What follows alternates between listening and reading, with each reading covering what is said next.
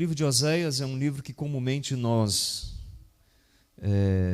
talvez estudamos ou ouvimos mensagens sobre esse livro, mas é um livro que tem mensagens valiosíssimas, não apenas para os seus dias, para os dias do profeta, mas também para os nossos dias. Abra sua Bíblia então no livro de Oséias, capítulo de número 1 em diante. Oséias, capítulo 1 em diante. Aqui tem algumas verdades que nós precisamos entender. Possivelmente nenhum outro profeta, ele paga um preço tão elevado em relação ao seu chamado como Oséias assim o paga. Diferentemente de outros profetas, ele passa por uma profunda angústia no âmbito pessoal e também em relação à sua família. Então ele passa por essa profunda angústia. Ao amar esta mulher, apesar do fracasso de Gomer ser fiel ao seu esposo, Deus ele utiliza a figura do seu profeta para falar a Israel que o amor de Deus é perseverante para com o seu povo e que constantemente Israel se desviava do seu Senhor. Vamos ler a Bíblia então em Oséias capítulo 1, verso 1 ao verso 9, diz assim: Palavra do Senhor que foi dirigida a Oséias, filho de Beri, nos dias de Uzias, Jotão, Acás e Ezequias, reis de Judá, e nos dias de Jeroboão, filho de Joás, rei de Israel. Quando pela primeira vez falou o Senhor por intermédio de Oséias, então o Senhor lhe disse: vai, toma uma mulher de prostituições e terás filhos de prostituição, porque a terra se prostituiu, desviando-se do Senhor. Foi-se, pois, e tomou a Gomer, filho de Diblaim, e ela concebeu e lhe deu um filho.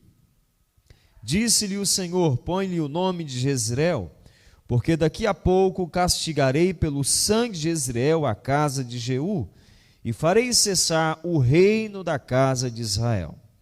Naquele dia quebrarei o arco de Israel no vale de Jezreel. Verso 6. Tornou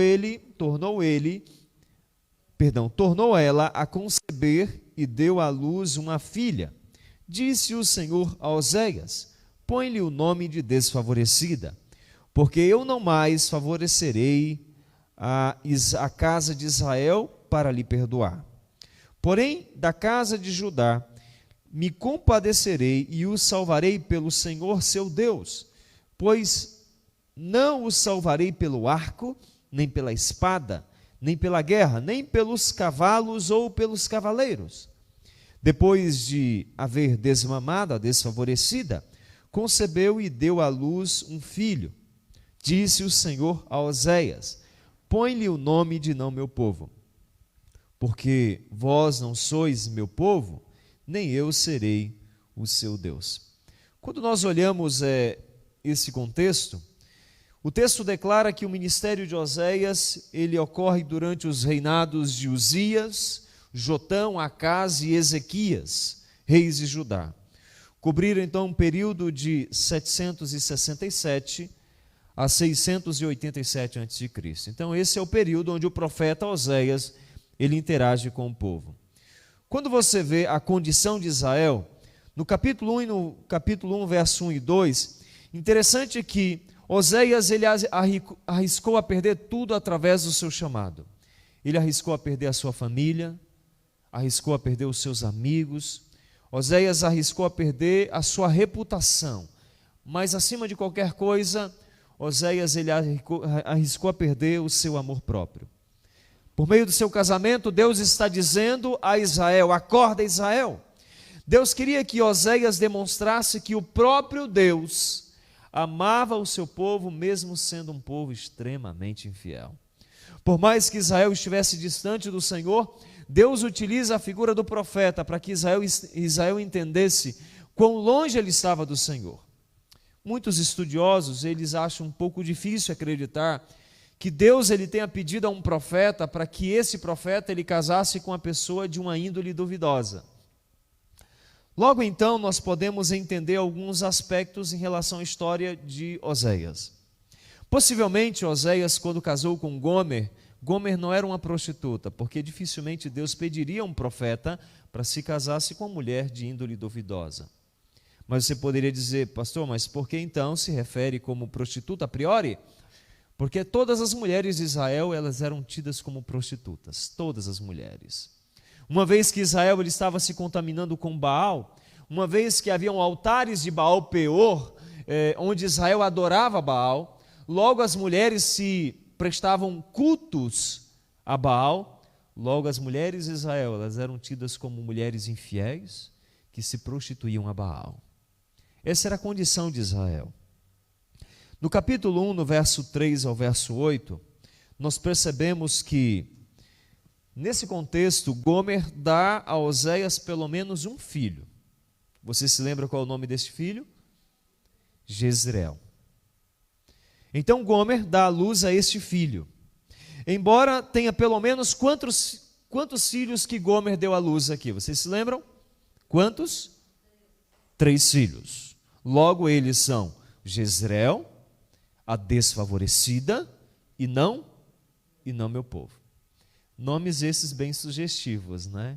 Caso alguém queira ter um filho, olha os nomes sugestivos: desfavorecida e não meu povo. Eu imagino assim, né? Você, mãe, chamando essa filha: desfavorecida, por favor, vem aqui. Ou não meu povo, por favor, venha cá. Imagina você chamando esses filhos. Você percebe que o nome do primeiro filho é totalmente diferente dos demais outros em seu significado? Porque quando nós olhamos essa história, essas crianças, como Jezreel, como os demais outros filhos, nomes que revelam a ira de Deus para com a monarquia de Israel. Quando Deus criou Israel, Deus criou Israel para que Israel cumprisse um propósito. Que propósito seria esse? Que Israel fosse uma bênção. Para que as pessoas, as outras nações, ao olharem para Israel, eles entendessem que Israel servia ao Deus verdadeiro, ao Deus único. Esse era o propósito. Mas Israel, eles entendem que, assim como as outras nações, eles precisariam de ter um rei. Sim, este rei que estivesse à frente das batalhas, este rei que nas batalhas ele estivesse a presença física do seu rei, entendendo assim que eles seriam mais fortes.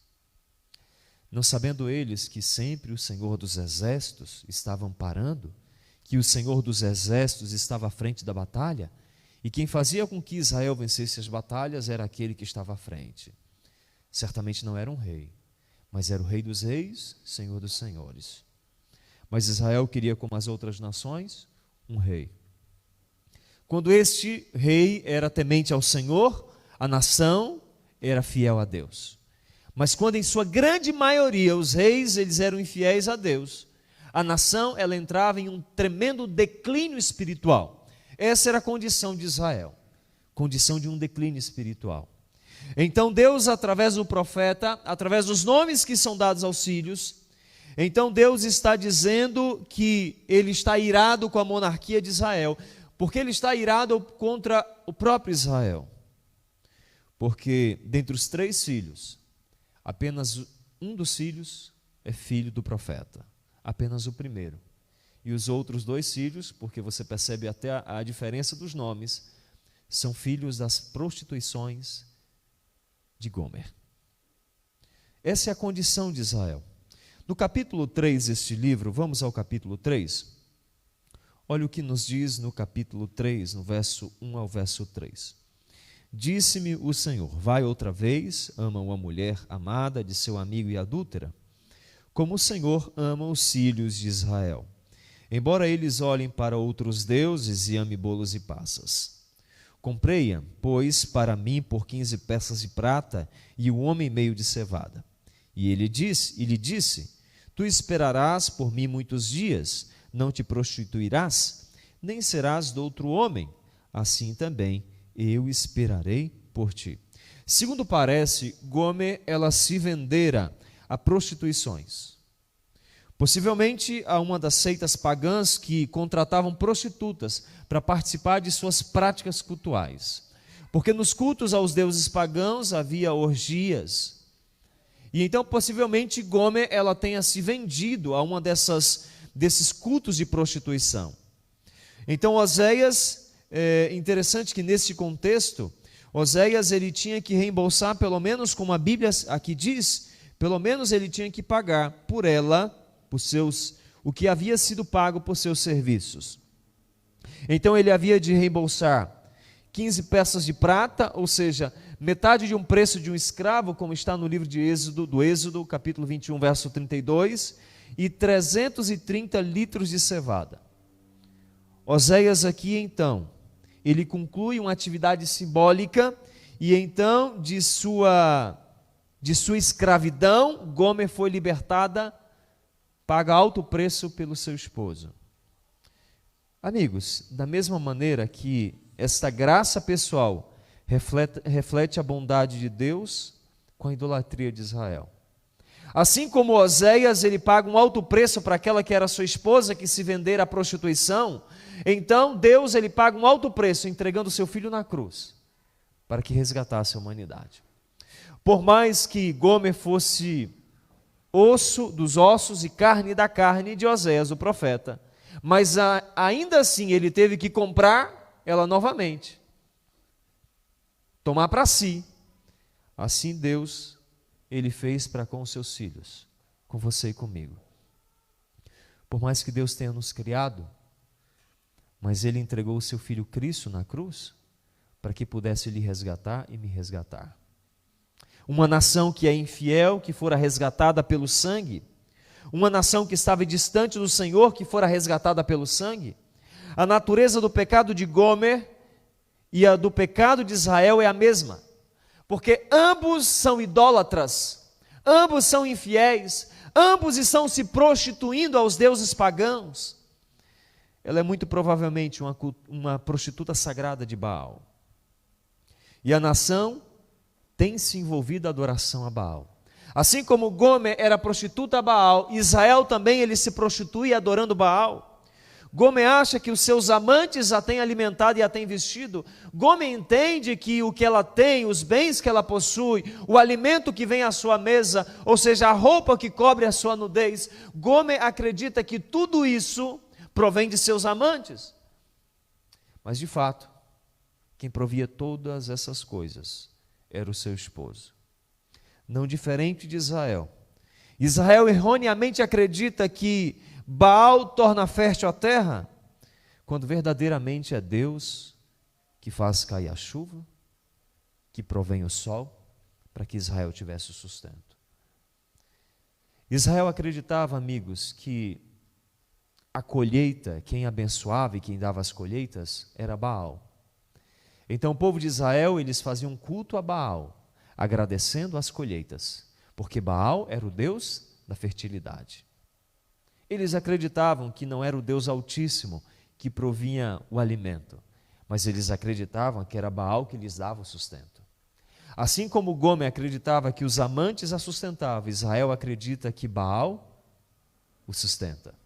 Não é diferente.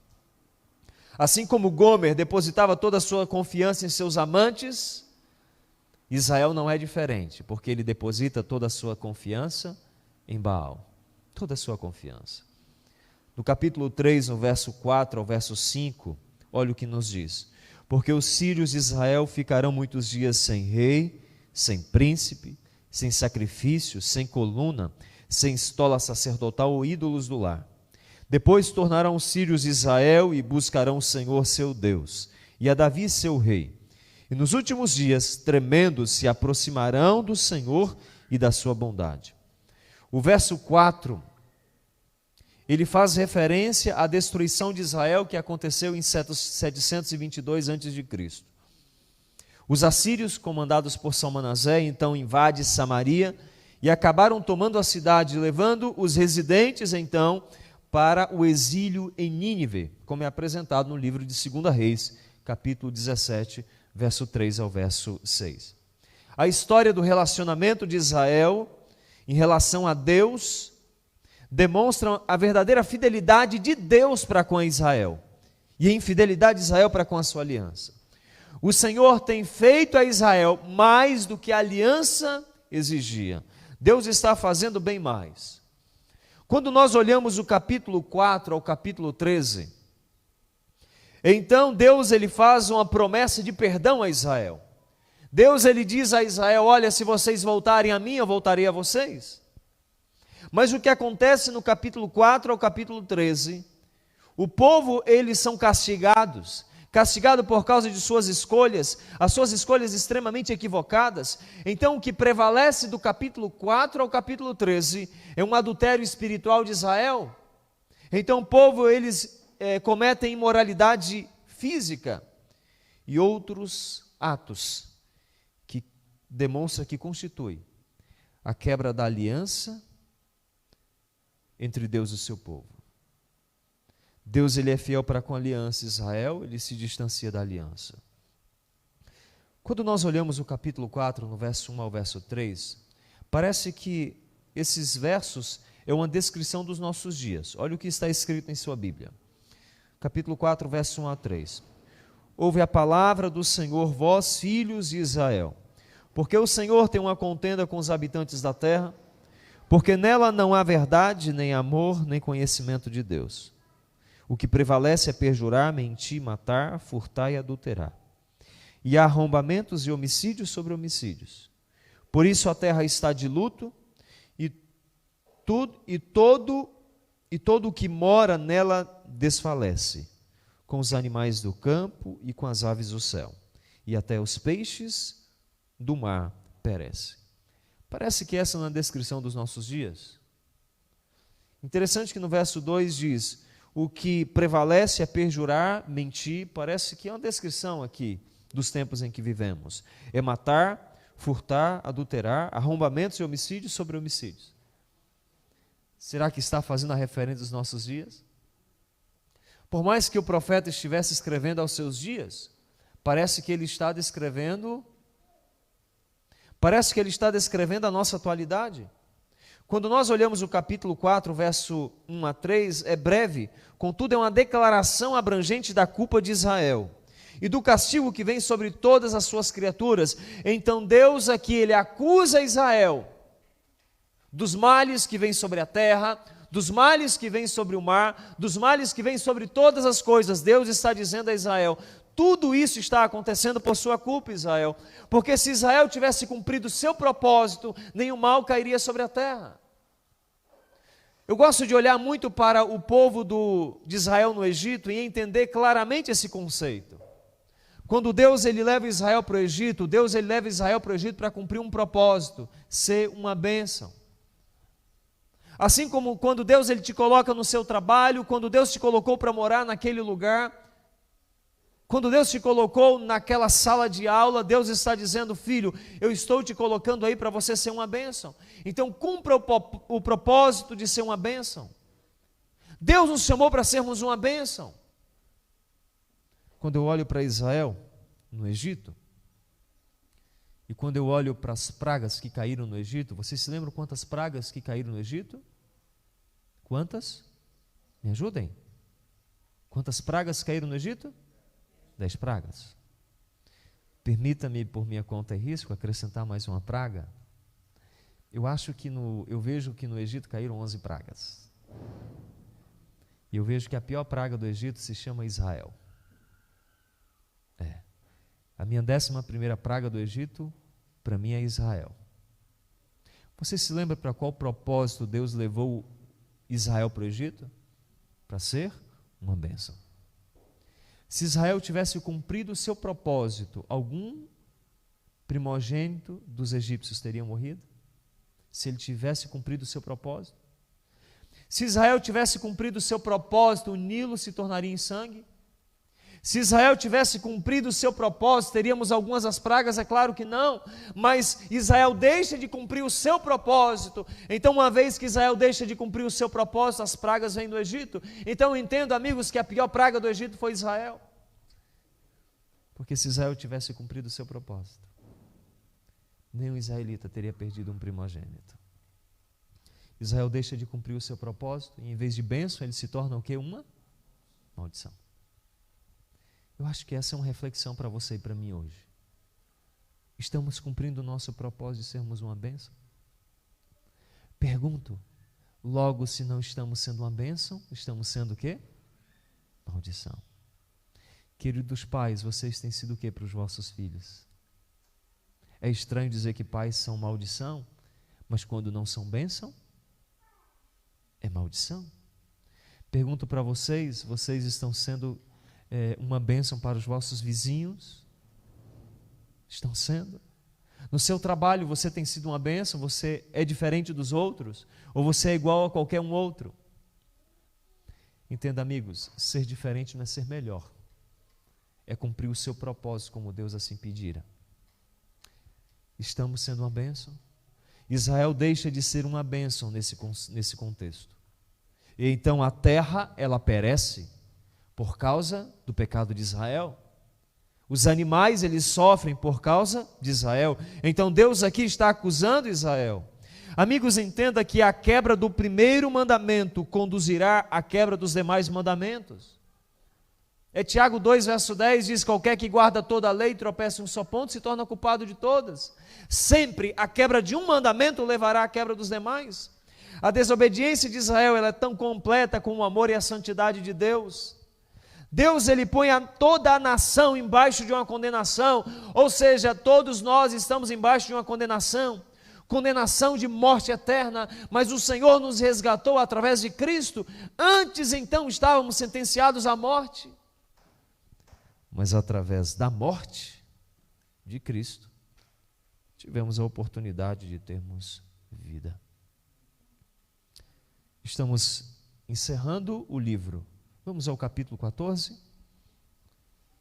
Capítulo 14. Deus é que Ele quer lutar com o seu povo.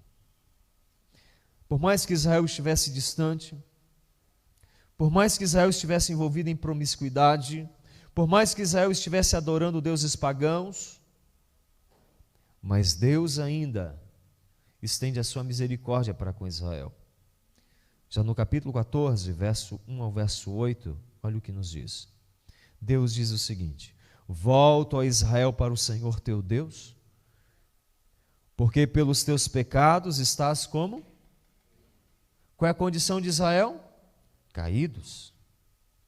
Tende convosco palavras de arrependimento e convertei-vos ao Senhor.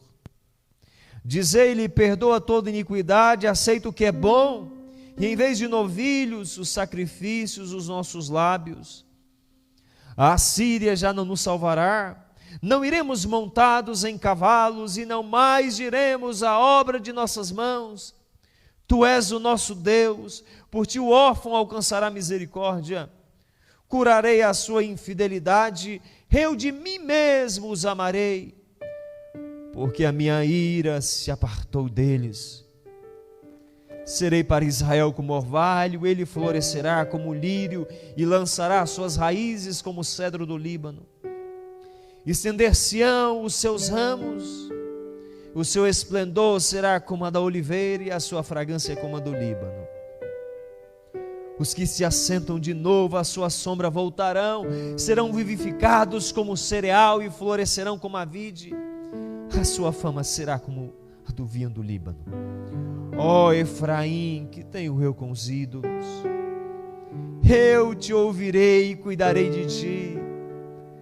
Sou como cipreste verde, de mim procede o teu fruto. Assim como Jacó lutou com o Senhor, Deus está dizendo a Israel: lute comigo, eu sou o Deus de vocês. O fruto da terra não provém dos deuses, mas provém do Deus Altíssimo. Vocês têm colocado a confiança em coisas vãs, vocês têm acreditado que o fruto vem de suas mãos. Entenda, Israel, que eu sou o seu Senhor e tudo a mim pertence. Deus está dizendo a Israel: Israel, lute comigo. Assim como Jacó lutou com o Senhor e obteve a vitória, Deus está dizendo a Israel: lute comigo.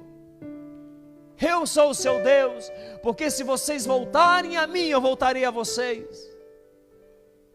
Vocês têm estado distante de mim, Israel. Pelos pecados de vocês, vocês têm caído, vocês têm sofrido.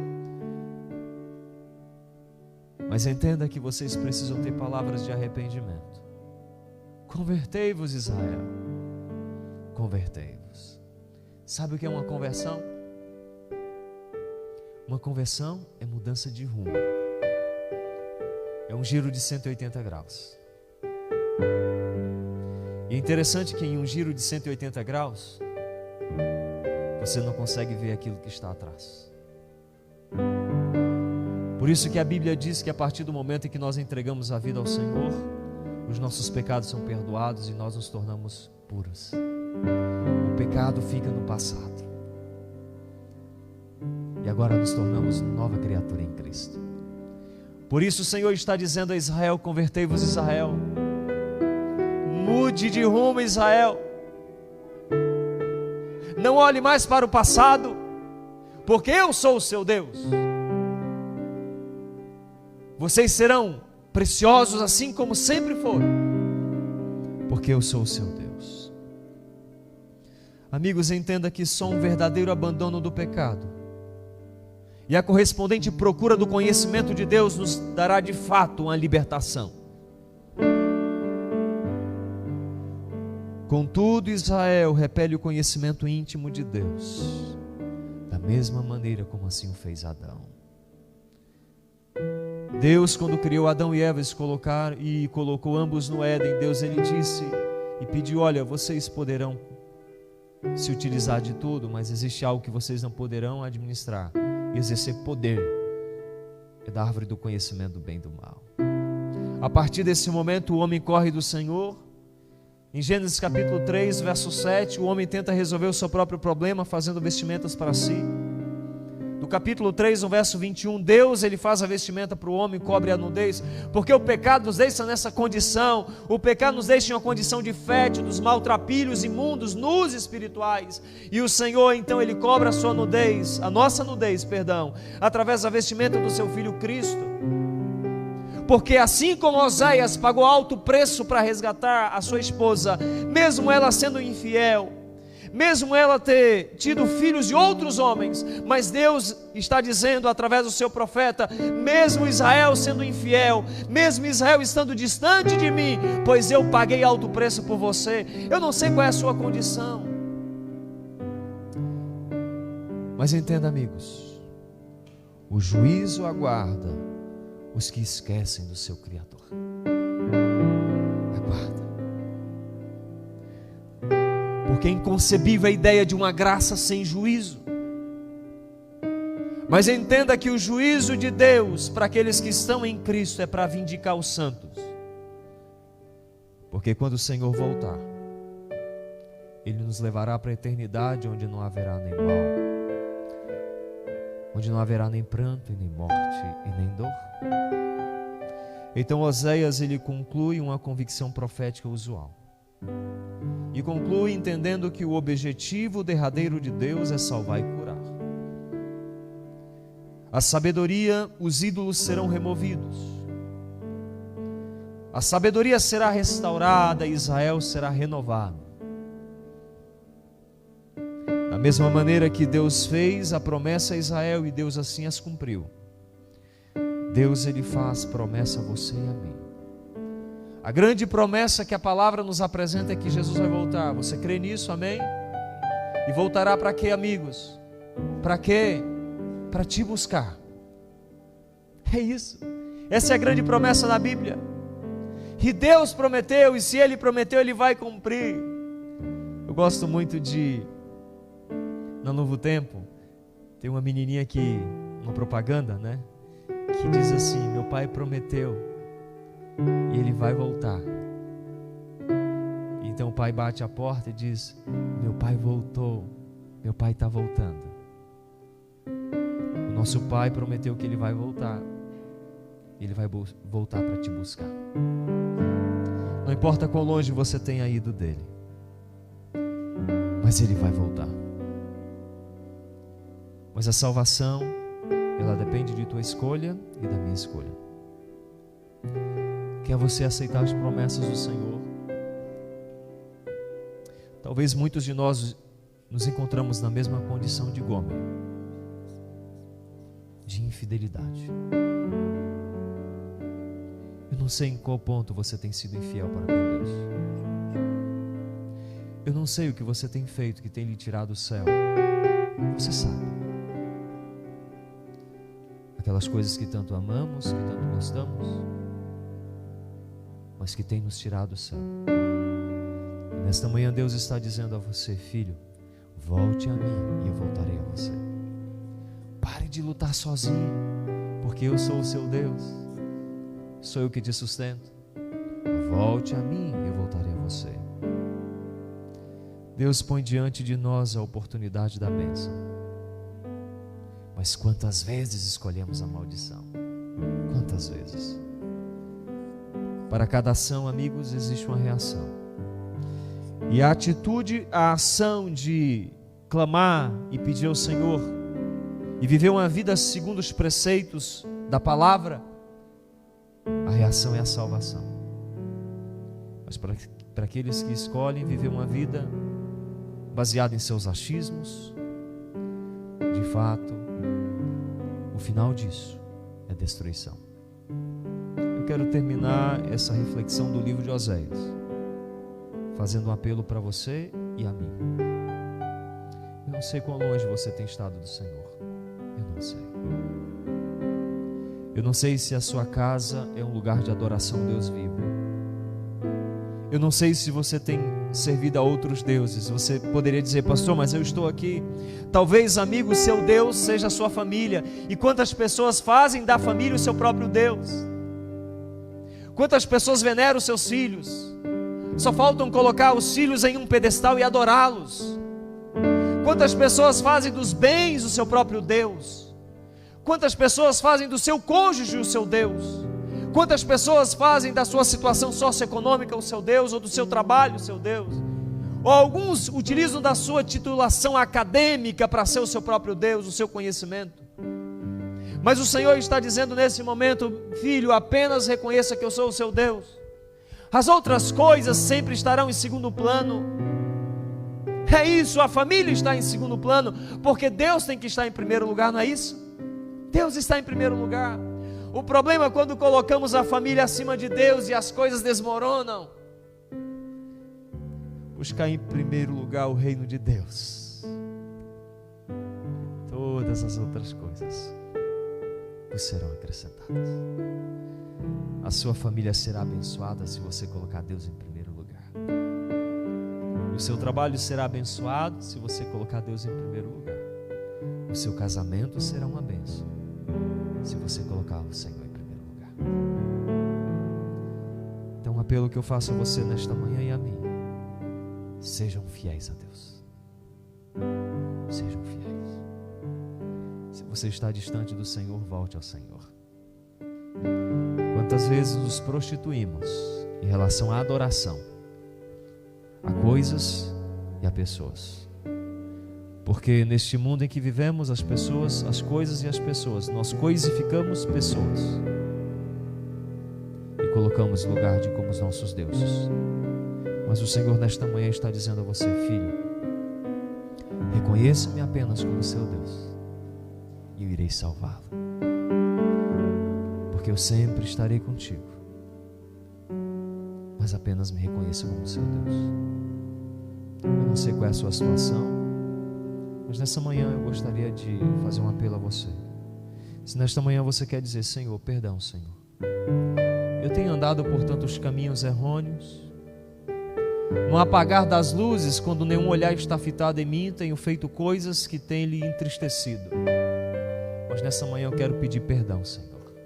Eu quero voltar ao Senhor.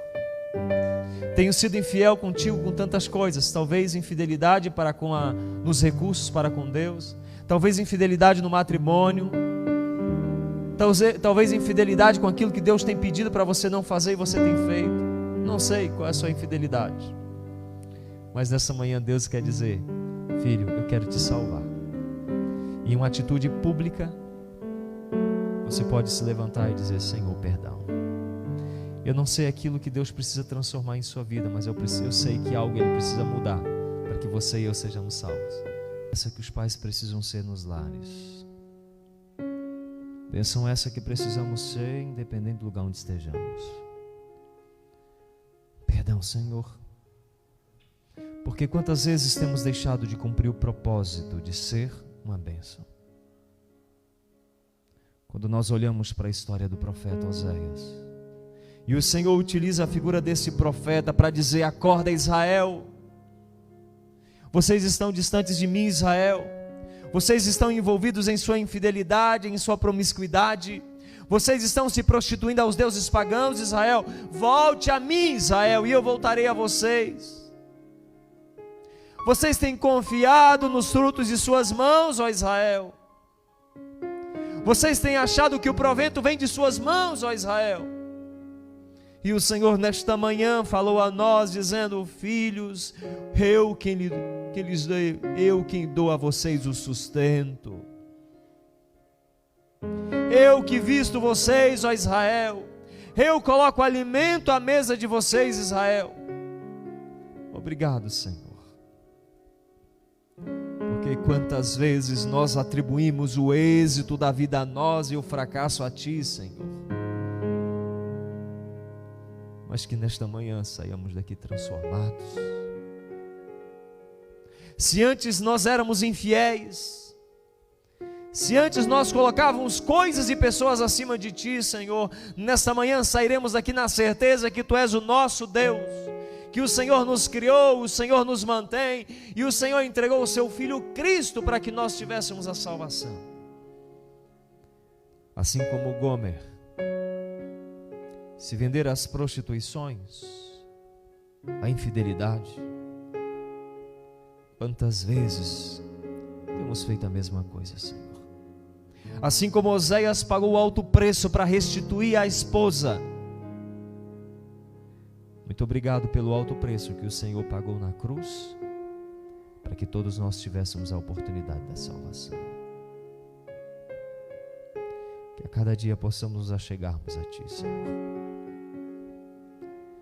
Que a cada dia possamos colocar a nossa vida em Tua presença, unicamente em Sua presença.